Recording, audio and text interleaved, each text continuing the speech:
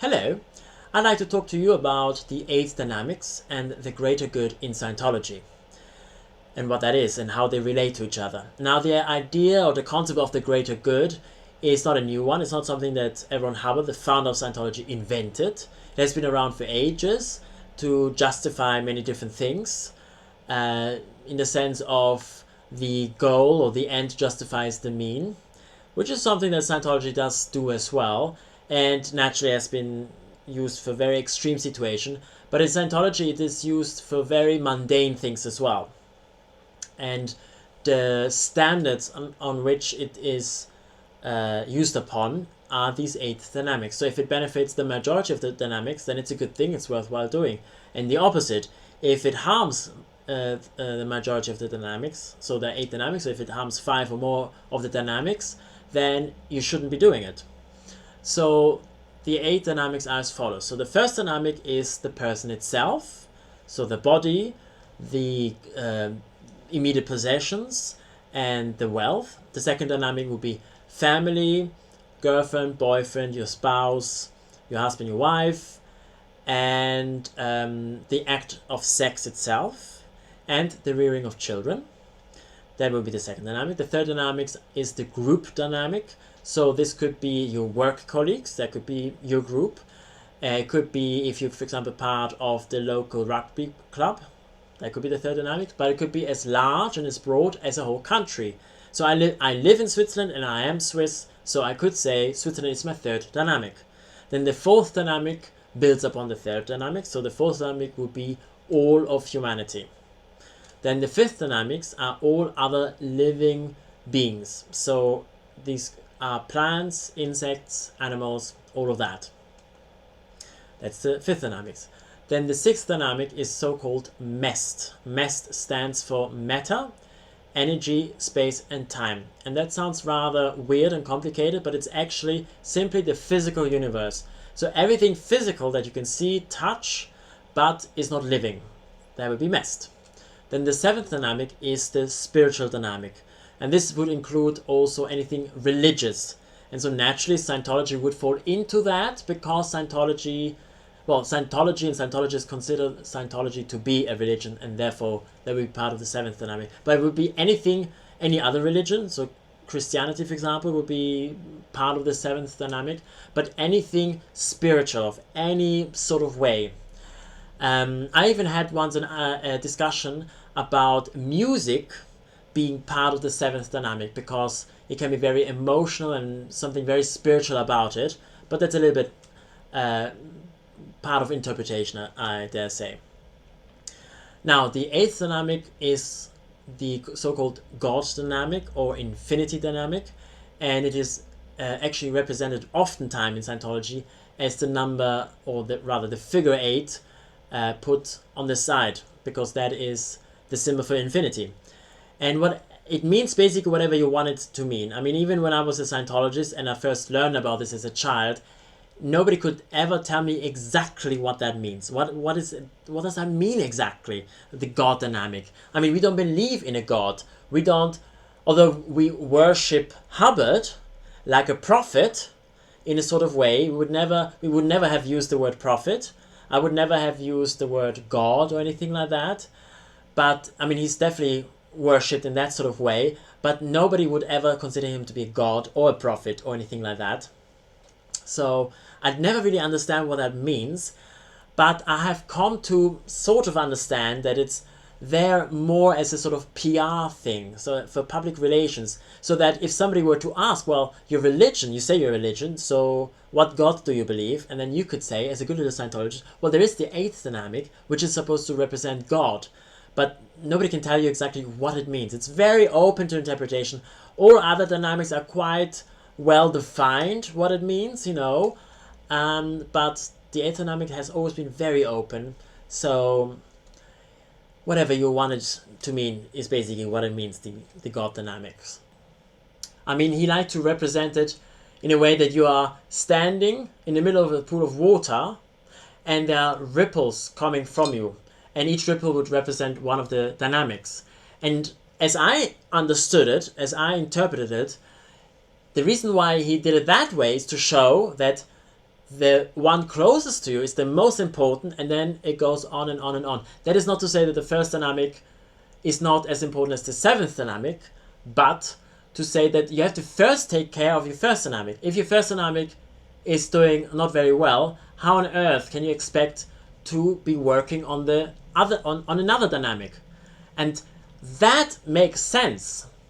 Okay, it makes sense because I mean, if you are doing all shitty, you're ill, you don't take care of yourself, how can you then be a good member of family? How can you be a good member of society at all?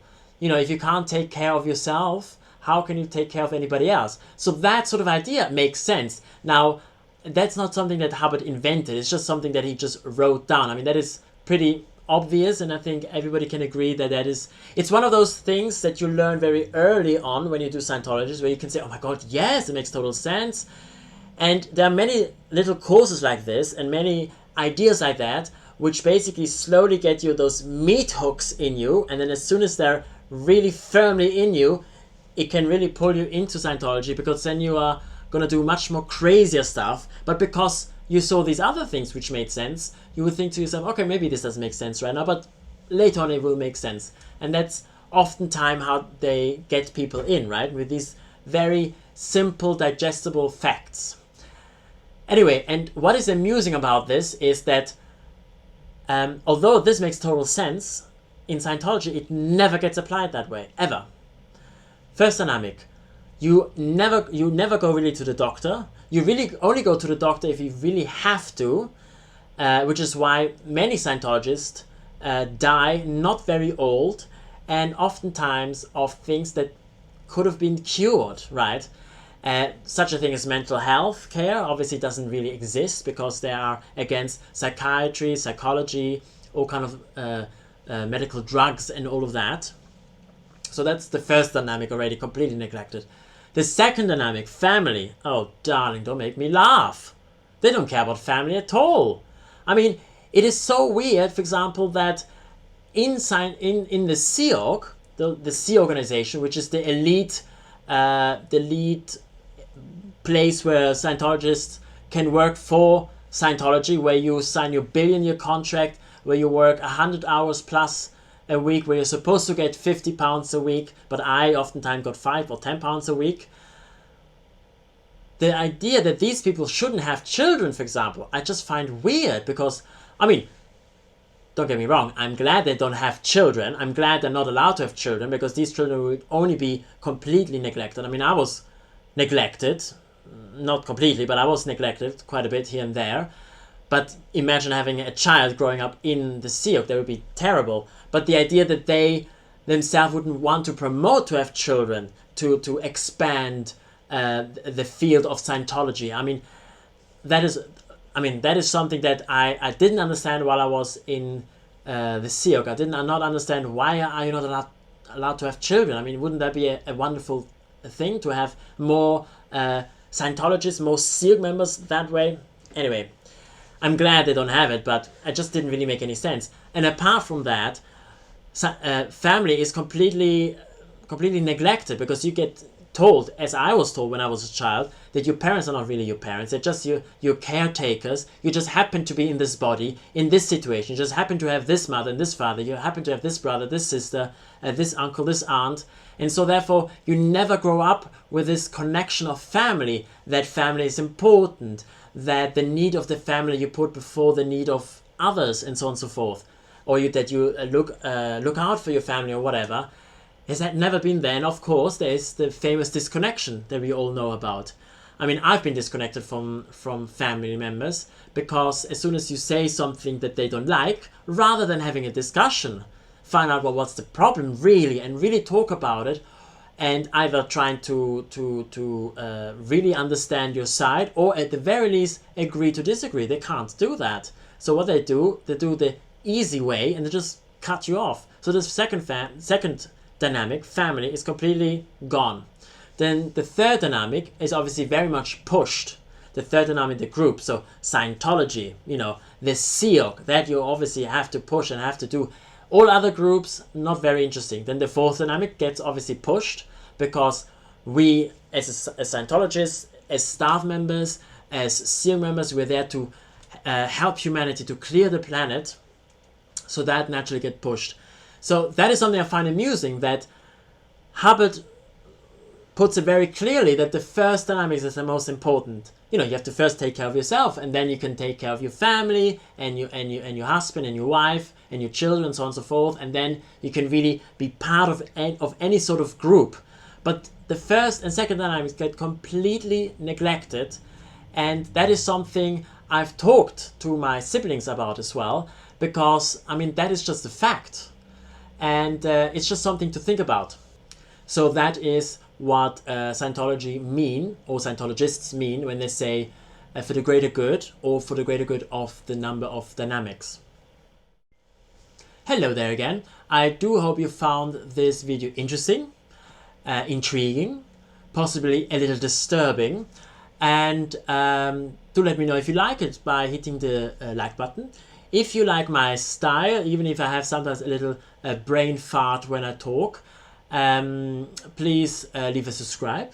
If you have any questions, comments, something you've seen yourself, something you've experienced or lived yourself in regards to this topic, please write it down. If you have an idea about something I could talk about, write that down as well.